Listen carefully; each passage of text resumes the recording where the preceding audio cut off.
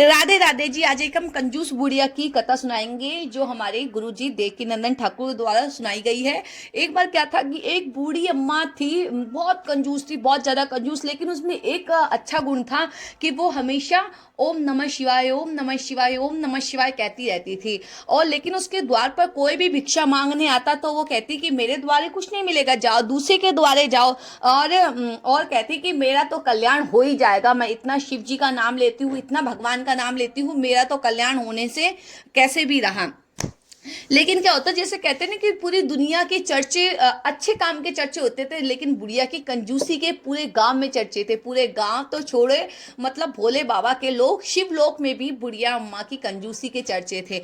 अब भोले बाबा ने सोचा ये मेरा इतना नाम लेती है, चलो मैं इसके द्वार पे मांगने चलता हूँ, हो सकता है मुझे देख के बुढ़िया अम्मा कुछ दे दे। तो भैया भोले बाबा ने रूप बदला और कंजूस बुढ़िया के घर पहुंचे और अम्मा का गेट खटखटाया। बोला अम्मा कुछ भिक्षा है देने के लिए? तो अम्मा ने बोला नहीं बाबा, दोपहर में आना।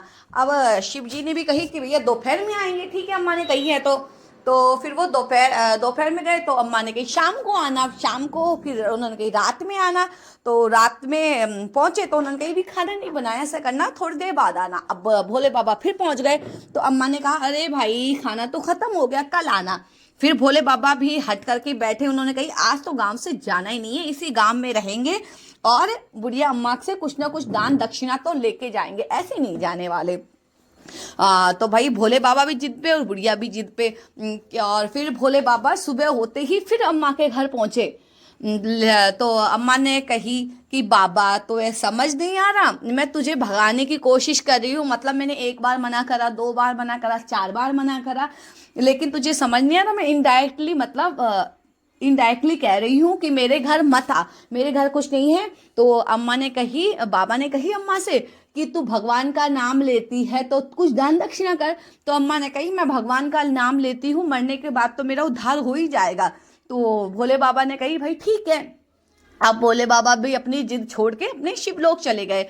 अब समय व्यतीत हुआ तो भाई अब यम के दूत बुढ़िया को लेने आ गए, उसका समय पूरा हुआ। ये देखते बुढ़िया के तो रोंगटे खड़े हो गए।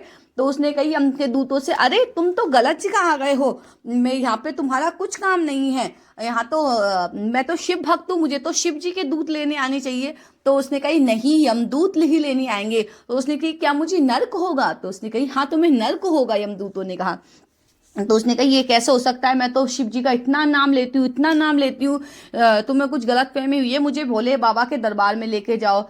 लेकिन उसका शिव भक्त का मंत्र जपती रहती थी। यमदूत उसे भोले बाबा के दरबार लेके गए। तो भोले बाबा से कही कि भोले बाबा शिव जी मैं आपका इतना नाम लेती हूँ, इतना नाम लेती हूँ, फिर भी मुझे नर्क जाना पड़ा है। तो भोले बाबा ने कही कि अम्मा सिर्फ शिव नाम लेने से कुछ नहीं होता है। जब तेरे दरबार में कोई आता था, तेरे द्वार पे कोई आता था, तूने कभी उसको एक सिक्का तक नहीं दिया, उसे कुछ खाने को रोटी तक नहीं दी, रोटी तो छोड़ो तूने पानी तक ना पिलाया किसी को जो तेरे मेहमान आए हैं, तो तेरा उद्धार नहीं हो सकता, तुझे तो नरक में ही जाना पड़ेगा।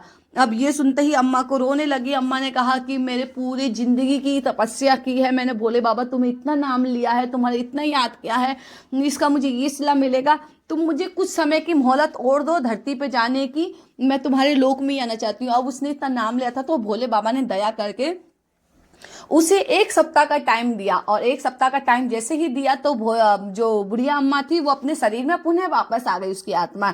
और भाई बुढ़िया ने तो जो दान देखना शुरू करा, जाते ही दान में लग गई। सब पंडितों को अपने घर बुलाती, खीर पूरी हलवा छोला इमरती सब खूब खिलाती। अगर कोई पंडित नहीं आता तो उसके घर पे जाके देती, दिन में देती, रात में देती, रात में भी नहीं सोती। दान दक्षिणा खूब देती, जितना दिया गया पूरे गांव में खूब बांटा। उसने बीजना, पंखा, हाथ हवा करने की चप्पल, खाट, वस्त्र, कंगा कंगी, तेल, क्रीम, मतलब जो पूरे सामान यूज में आता है वो सब चीज दान करी और खूब दान दक्षिणा दियो। 7 दिन तक वो रुकी नहीं पूरी दान दक्षिणा देके, मतलब उसने पूरा अपना घर ये कह सकते हो कि खाली कर दिया। अब इस तरीके से फिर पूरा घर खाली हो गया।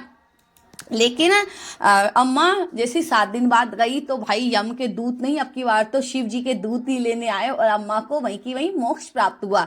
तो ये थी हमारे गुरुजी द्वारा सुनाई गई कंजूस बुढ़िया की कथा। तो मैंने थोड़ी सी अलग तरीके से, मतलब कह सकते हो अलग भाव से सुनाई है।